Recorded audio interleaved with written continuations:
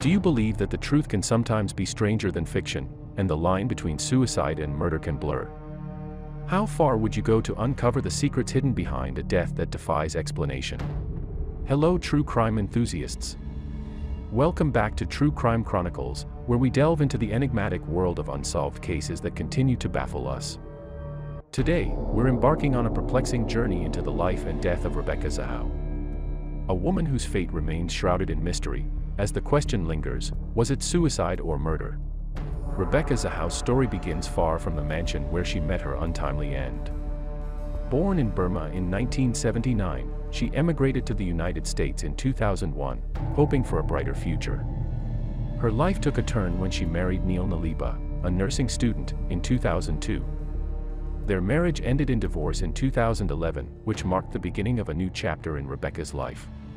It was during this period that she crossed paths with Jonah Shacknai, a prominent pharmaceutical executive. Jonah owned an opulent beachfront property in Coronado, California, a mansion known as the Spreckles Mansion. Their relationship began to flourish, but little did they know that their lives would soon be marred by tragedy. On July 11, 2011, a terrible accident cast a dark shadow over the mansion. Jonah's 6-year-old son, Max Shacknai, suffered catastrophic head injuries after falling from a second-floor staircase. As fate would have it, Rebecca and her teenage sister, Zena, were the sole witnesses to this horrific incident. 2 days later, the sound of Jonah's voice on Rebecca's voicemail shattered the silence.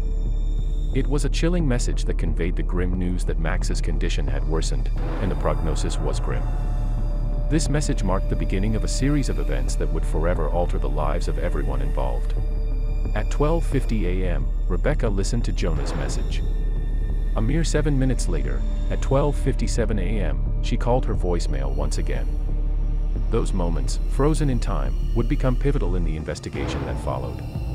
At approximately 6:45 a.m., Adam Shacknai, Jonah's brother, staying in the guest house on the property, stumbled upon a harrowing sight. Rebecca's lifeless, unclothed body dangled from a balcony, her neck entwined with a rope. In her final moments, she had left a cryptic message, painted in black on the bedroom door leading to the balcony. She saved him, can you save her? The arrival of the police marked the initiation of a perplexing investigation. They meticulously examined the mansion, searching for signs of a struggle or forced entry. Yet, their findings seemed to support a grim conclusion. 4 knives, 2 towels stained with blood, and Rebecca's clothes lay strewn across the bedroom floor.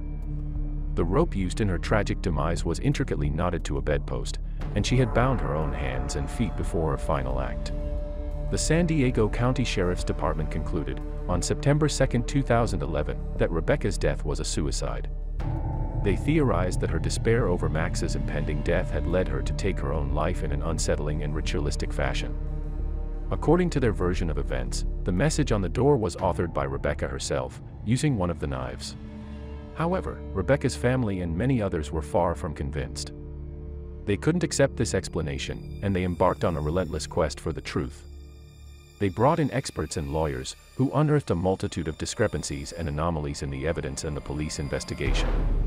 First, the message on the door was created using paint from a tube discovered on the floor of another room.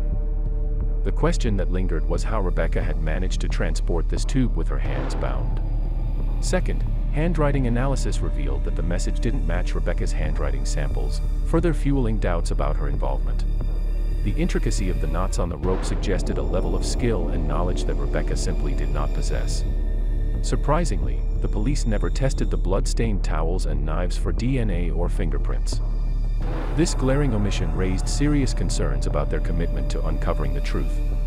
Equally baffling was the failure to collect or analyze Rebecca's fingerprints or DNA from the scene, a seemingly basic procedure in a suspicious death investigation. The police did not conduct a polygraph test on Adam Shacknai or investigate his alibi for the night of Rebecca's death. Nor did they search the guest house where he had been staying. The authorities did not explore alternative motives or suspects in Rebecca's death, raising questions about the thoroughness of the investigation. In 2018, Rebecca's family sought justice through a wrongful death lawsuit, accusing Adam Shacknai of killing Rebecca after sexually assaulting her. Their argument centered around Adam's jealousy of his brother's relationship with Rebecca and his anger over Max's tragic accident. New evidence and witnesses were presented to support their claims. A civil jury ultimately held Adam Shacknai liable for Rebecca's death, awarding her family $5 million for the loss of love and companionship, along with an additional $167,000 for the loss of financial support. However, Adam steadfastly denied any involvement in Rebecca's death and subsequently appealed the verdict. In 2019, Adam Shacknai's insurance company chose to settle with Rebecca's family for $600,000, which led to the dismissal of the civil case with prejudice and the vacation of the original judgment. Rebecca's family continues to fight for justice, tirelessly pushing for her cause of death to be reclassified from suicide to homicide or as undetermined. They have petitioned the San Diego County Medical Examiner's Office and the California Attorney General's Office to reopen the case, seeking an independent review. The case of Rebecca Zahau remains an enigma, a source of controversy and bewilderment to this day.